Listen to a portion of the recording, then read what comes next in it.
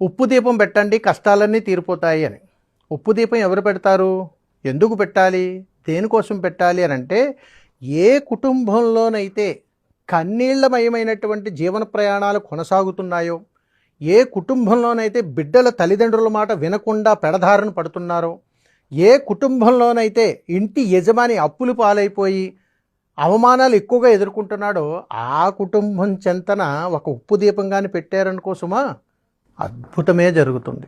అందుకని నిత్యము చేసేటువంటి దీపారాధనలో అత్యంత ప్రాముఖ్యత సంతరించుకునేటువంటి దీపం ఉప్పు దీపం.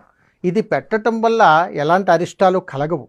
చాలా అద్భుతం జరుగుతుంది. అలాగని అందరూ పెట్టకూడదు. ఇప్పుడు నేను ఏదైతే సమస్యలను తెలియజేశానో ఆ సమస్య ఉన్నటువంటి వాళ్ళు ఈ ఉప్పు దీపం కానీ పెట్టారు అని అంటే చాలా అద్భుతం జరుగుతుంది. మరి ఎలా పెట్టాలండి ఉప్పు దీపం అని అంటే, ఒక ప్రమిద తీసుకొని ఆ ప్రమిద మీద